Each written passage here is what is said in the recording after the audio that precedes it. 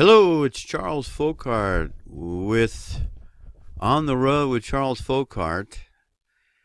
And that's a takeoff. I've said it before, and I'll probably quit saying it here shortly. But then again, maybe not. I don't know. It depends on how I feel. On the Road with Charles Charaert, which was a very popular program back beginning in the 60s. And I'm here in Chubbuck, next to Pocatello, Idaho. It's October 26, 2017. I woke up this morning at 3:54. It's now 4:36. I got my coffee in my hand, and no, folks, I don't start drinking booze until 8 a.m., so it's not booze for you people that think that I'm a drunk. And how many drunks do you know that wake up at 3:54 in the morning? But anyway, there's a lot of idiots out there. You know that? You can see it in the comments. Somebody asked me about this guy. Let me check. Yeah, I'm looking at it here. Bill Donahue. And I'm going to hope to get to that, but I don't know if I'll get to it on this video. But I did watch a few minutes of it, and he's got some problems, and hopefully I'll get to it. And this is the fifth in a series of my recordings of being a full-time RVer.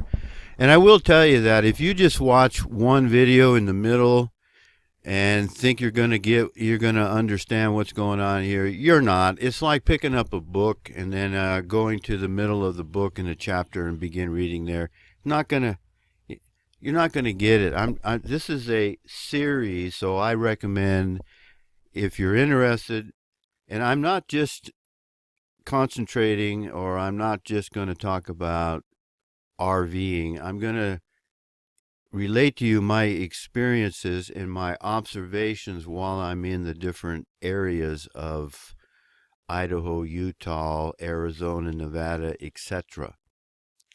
And a lot of people come in here and they watch one video and they say, "Oh, you're a friggin' idiot. You don't know what you're talking about."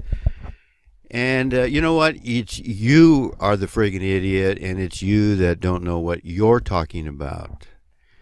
And anyway, let's move on. I'm here in, like I said, in Chubbuck, and we've been working on my passenger side head that holds the valves connected to the block, for those of you who don't know what that is. And we finally,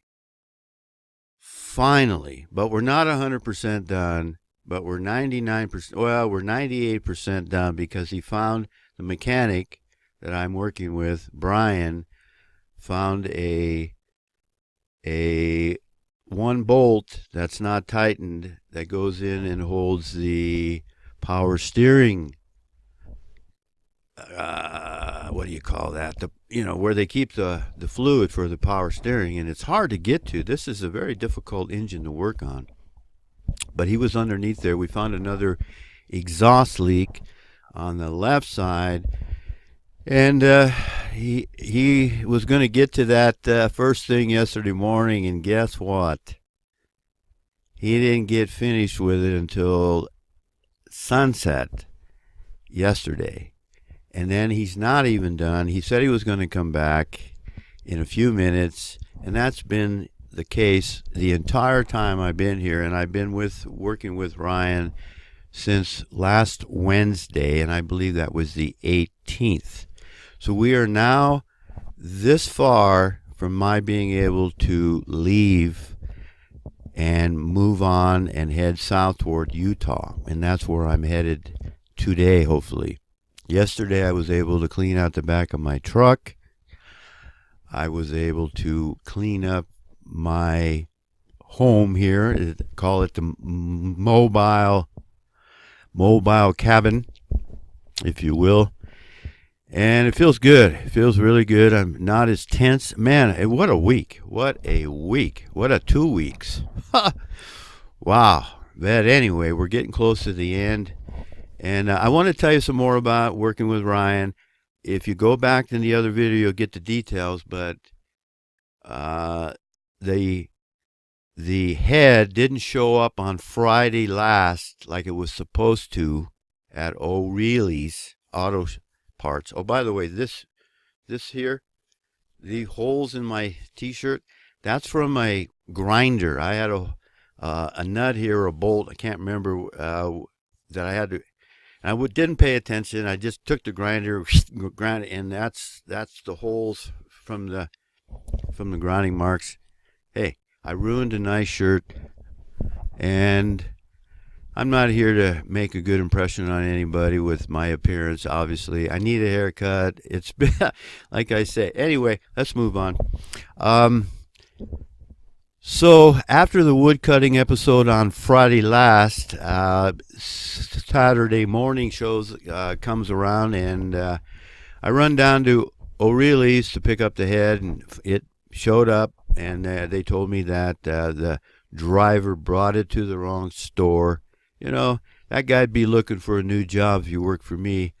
But anyway, so we got the head back here on Saturday, and if we had done what I suggested, we could have started putting the head back on, but he didn't want to take anything off on Thursday or Friday because of the wind, and boy, the wind did blow here. And but anyway, so we had to start taking things apart, removal on Saturday after the head was already here. So we start taking the head and everything off. And this fella, you can't tell him anything. He knows it all. I said, are we going to have to take the air conditioning unit? No. We're just going to have to undo a couple bolts, and we can lay it there. Okay. Are we going to have to take the carburetor off? No. The carburetor can stay on the manifold. We'll just pull it. Okay. And are we going to have to take the distributor off? Oh, no. We can pull the manifold. Well, guess what? This guy thinks I'm an idiot. And I did a Google search, and there's pages where it'll tell you step by step what you have to do, and I read it. I mean, I took auto shop in high school, 3 years of it, folks, and I also worked at Al's Arco, where he actually used to work on automobiles. It wasn't a convenience store; it was a real mechanic shop. Arco gas station. You pump the gas, clean the windshield, check the oil. I watched Al Balon, nice guy from Argentina, work on cars. I worked on my car. I had a fella, teacher, Mr. Tech, we called him. His name was Tecklenburg or something. Nice guy, man. He came up with the idea of the quick lube. I remember him asking me what I thought. Why would a teacher ask me what I thought about his idea? And it was a fantastic idea. I don't know if he ever did anything about it, but he could have quit school or part-time and go, and he could have been a multi-millionaire. But anyway, that's who taught me how to work on cars. My first car was a 1961 Chevy Impala, and I bought it in 1969 maybe. So I bought my first car. It was only 8 years old, and I paid $400 for it with my own money, and I paid my own insurance. I've had my own equipment. I've had a backhoe, a loader, a bobcat, a case, dozer.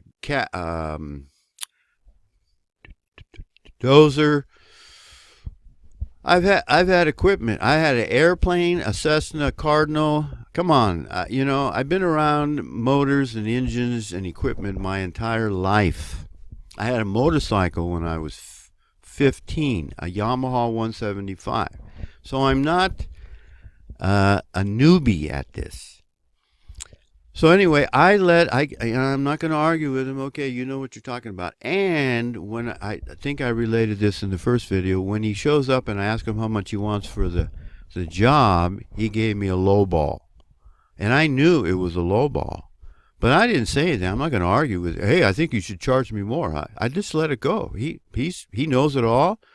And that has been the problem the entire time. I think that once he realized that he underbid this job, he was, and I can relate to that because I was a building contractor, and before I became a real estate developer, I did commercial work. I put in an elevator at the Humboldt State University. We went down 27 feet in the music building, and I underbid that job by $50,000. 50,000 grand, 50 grand I left on the table on that job. And that job took me 6 months to finish, and I was miserable, absolutely miserable the entire time. I didn't make any money on that job, and I had to work for 6 months, and I didn't lose any money on that job, but I didn't make any money. So think about that. You go to work somewhere for 6 months, and you don't bring home any money. And you've got to finish the job because you made a commitment.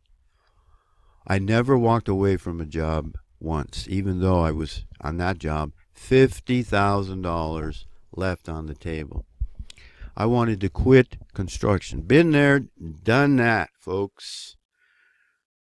So I'm talking from experience. I understand what's going on with this guy, but he thinks he knows it all. So I didn't sell him, hey, I understand you underbid the job, buddy, and I'm going to pay you more. So anyway, we start taking it apart, and we didn't start putting it back together until Sunday morning. But he doesn't come out of the house until noon. All right? I don't know what the hell he's doing, but I'm sitting out here with my finger up my butt waiting for him. And there's nothing I can do. I don't want to start doing his work because then I'm responsible. I hired him to do this job, and I'm helping him when he wants it, which isn't very often. So anyway, Sunday we spent all day putting things back together. And I kind of forget things now. I got it written down in a book, but it doesn't really matter. So we spent all day Sunday, all day Monday, putting things back together. I'm going to put this in here as an insert. I went and watched it and come back here to this point. The one thing that I remember that he didn't know that I did is that these manifolds on the Chevy have a tendency to warp. They come in, and there's a tool that you buy, and it's a spreader, manifold spreader made especially for Chevy 350s or small black Chevys. And a Chevy 350 is the most popular and the most manufactured engine in the history, I believe, a Chevy 350. So this is a very good engine. I've only got 65,000 miles on the engine. We took it apart, and we could see that from the the top of the pistons, it seems like a pretty strong engine. So he's trying to put the bolts in the manifold, and I'm sitting there looking over his shoulder, and he can't get it. He's having a hell of a time, but he knows it all. And I say, you're having trouble putting that bolt in there, but that's why they reamed out the front bolt. See, the very front bolt, the cause of all this problem is that they took the manifold off at some point, and they drilled a bigger hole in the front bolt of the exhaust manifold, and then they stripped the bolt.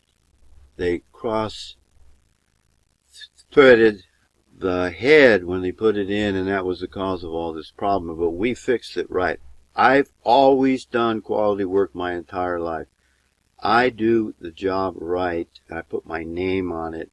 A good name is better than riches. I've always tried to protect my name and my reputation, and that's why I was so successful, because I read the scripture and I have these principles that I go by. When I first met Brian, there was a scripture verse I quoted, but I didn't quote from the scripture, but he understood where it was from. He says, well, I never read the Bible. Yeah, that's quite obvious.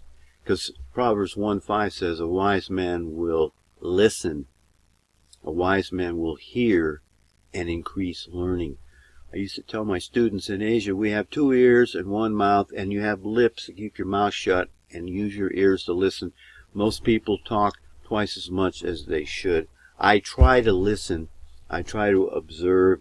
I try to let the Spirit of God teach me. And so anyway, I said, you know, Brian, they make a spreader for that. Would you like me to? I know where one is. It was over by Fred Meyer's Advanced Auto Parts. The guy, the alcoholic that worked on the weekends, Scotty, he told me about it. And I said, would you like me to go get that? And he tried everything else. He tried this and that and the other thing. And I said, would you like me to go buy that spreader? So finally, after he tried everything and it didn't work, he finally listened to me because he didn't have any choice. I went and got the spreader, and we put the spreader on, and it fixed it. I was going to give him the spreader, but he was being such an a-hole, I kept it for myself. I also was going to give him some other tools, and when he packed up his tools and went in the house that night, I just said, well, screw you, and I brought the stuff back, and I kept it. He didn't get the reward. Anyway, I wanted to put this in as an insert, and I did. And this guy with his time management is absolutely horrible, you know. He says he'll say he's got to go to the bathroom, and he goes in the house, and he's gone for an hour. And I sent him a text, hey, did you fall in? Oh, I'm coming. And then 15 minutes later, he'll come out. He gets a call on the phone. He's got to answer the phone right now. He can't just leave the phone. I mean, you know, can you imagine if you're a surgeon and you're working on a patient and you get a phone call and you, hey, hold it, and you go answer the phone? I mean, come on. Turn the phone off. Let's get this job done. You tell everybody else. And then he told me once, I said, why don't you tell these people or tell these, because sometimes he has to go. You know, I have to be gone here. I got to go do something. I said, well, why don't we finish this job? I was a contractor. I get on a job. I finish the job. I made a lot of money. I think I know what I'm talking about. Time management. Stay on the job, get the job done, then move on to the next job. No, not this guy. You know why? Because he knows he's not going to make a lot of money. He's not going to make the money that he should have been making from me. So he's got to go do something else here and make a few bucks. He told me one time that he postponed a job because of me and he lost $280. And I said, wait a minute. How did you lose $280 because of me? And that was the first time I challenged him in a strong way. And this was like Sunday night, I think, or maybe Monday night. And he's tired. I'm tired. We're you know. And I said, well, explain that to me. How did I lose you $280? And I said, if you would have done what I said on Friday or Thursday of last week, we'd be putting this thing back together, and it probably already. So guess what? It was late Sunday night. I think it was Monday night. We're getting near the end. He's 90% done on Monday night. He gets angry at me, and he packs it up. He says, finish the job yourself. We're 90% done. The head's back on. The manifold's back on. He takes his tools, puts them in the back of his truck. He's all angry and pissed off and run. And I'm thinking, well, I told him, hey, don't do this to me, man. I just spent 9 hours working with you on Friday for nothing, cutting wood, and this is how you treat me? So then I finally realized, hey, wait a minute. I can finish this, and I don't have to pay him. So, hey, I let him go. And I got out there. It was late, and I did a couple things, but I was tired, and I said, well, I'm just going to get this in the morning. So he goes in the house, and I act like I don't care, and I'm glad. He goes in the house, and I think his wife slapped him slapped him around and said, "What? You're 90% done? You're going to walk away from the job and he doesn't have to pay?" So he sends me a text. "I'll finish the job." And I said, text him back, "When?" He said, "Tomorrow morning, 7 a.m. And I said, and then he sent me another text right away, "Or right now." And I said, no, I'm tired, I'm hungry, and we're 7 a.m. in the morning. He never started at 7 a.m. I knew 7 a.m. meant 11 o'clock at the earliest. So anyway, he finishes the job basically on Tuesday. We get everything back together. We start the engine up. And it runs. I mean, it's running. Everything. He adjusts the distributor because you can't see top dead center. You can't get a light in there. This is a very difficult engine to work on. And I'll tell you, I was very fortunate to find Ryan. It's just Brian, but it's been very hard to work with him. So we finally get everything all back together Tuesday. Yesterday was Wednesday, I believe it was, or Tuesday afternoon. I run down, Tuesday afternoon, that's running well enough that I can run down. We thought we'd be done in the morning. We weren't done till after 2. I run down to the RV place to have the electrical work on, and I get that done. The RV guy at Crossroads RV named Mike, very nice guy, very knowledgeable. He knew what he was doing. He went around. He bypassed the converter on this RV because it's 40 years old and the mechanism wasn't working. He showed me what on and off wouldn't work all the time. That's why I was having intermittent problems. He found out that there is a switch on the right there at the dash, below the dash, that I can turn on and charge the batteries while I'm driving, and it connects the system all together. He fixed that, went around the converter. I now have a switch I can turn on, use only electric or only battery. It's so nice. Everything's working good. And today is Thursday the 26th, and I think I am going to be back on the road again. Back on the road again, and boy does it feel good. So my coach is all cleaned up. The back of my truck, as I said, is all organized. He's got one thing to do today, and he said he's going to be out there first thing in the morning, but I doubt it. So I probably won't be able to leave until the afternoon, and I'll be on the road again. It's 19 minutes on this video. I'm going to cut her there. I want to thank you for watching. Thank you for subscribing. Thank you for supporting this channel.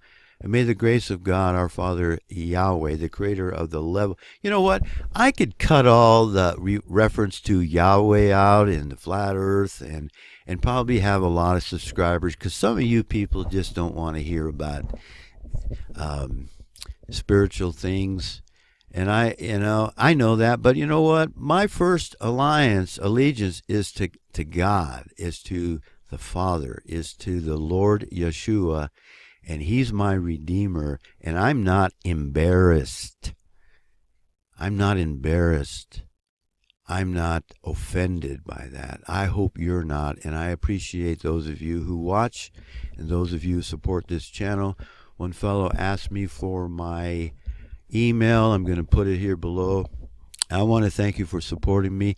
You know what? And I'm going to make this. I read yesterday. He finally gave me access. He told me when I first got here, Brian did, that I could use his internet, but he was pissed off at me, so he never did it. And when I paid him the other day, this is important. He was all done on Tuesday. I went down to the RV place on Tuesday, came back in the afternoon. It was 5, 6 o'clock when I got back from there. And I said, okay, let's square up. And I said, how much do I owe you? And he wouldn't look at me in the eye. And he says, well, I told you, and he gave me the amount. So I'm gonna adhere to that. And I thought, well, that's pretty admirable about the guy. He's not going to try to make me pay him more. But I said, well, you did a lot more work. And so you got extra work in there, and how much do I owe you? And he says, well, I'm going to leave that up to you. And I knew I was going to pay him more from the get-go, folks, okay? I just didn't want to tell him because he was being such an a-hole about it that I'm going to let him just see what happens. So I paid him 60% more than he was asking, and boy, did he change completely. He was so relieved. He can go in and tell the wife, hey, I didn't do all that work for the last week for such a small amount of money. Hey, I've been there, buddy. $50,000 I left on the table. I know how you feel, and this is only a few hundred. So he changed, and he still thinks he knows it all. You still can't tell him anything, but at least he's bright. You know, it's better to give than to receive. It's so much better. I always pay people more. I always try to pay people more than they ask, unless they're real jerks. And then, hey, you're on your own, buddy. But this guy, and even then, sometimes I pay him, surprise the hell out of him. But hey, life is entertaining, and life is if you're not having fun in life, you're doing something wrong. I still believe that. As hard as things have been here in the last week, you know, Romans 8:28, God either allows or causes everything that happens, and it's for a reason. The other thing I've learned going through this is no matter how hard the times are, there's a light at the end of the tunnel. There's sunshine after the storm. You know, Joseph only had one place to look when he was down in the pit, and that was up. So I try not to let these things bother me anymore. You know, humanly, you know, you get upset about stuff. You know, shit happens. And I don't take it personally against the guy, and I let it go, and that's why I'm healthy at my age. I don't have any ailments. I'm not sick. Thank you, Ryan, for being there. I can talk to Ryan, get it off my chest, and that's important. And anyway, I'll be heading out here today. Me and Brian had a little chat yesterday, and you know, hey, I can't change this guy. He's not going to change. He needs to clean up his yard and clean up his shop. He can't find anything. He lost his glasses. He looked around for his glasses yesterday all day long. He couldn't find his glasses, so he couldn't see. And I can't find your glasses for you, buddy. And he said he's lost 2 or 3 pair this year already. So, you know, hey, I can't help a guy like that. But he's a good mechanic. He got the job done. He's got one bolt to tighten up, and I'm down the road. Thank you for watching. Thank you for supporting this channel. And may the grace of God, our Father Yahweh, the creator of the level plain with the firmament, waters above, that's why the sky is blue, may his grace be upon us all. And may I covet your prayers. They work. Prayers work, folks. I've been doing it all my life. It doesn't seem like it, but it works. Please pray for me, for my safety on the road. See ya.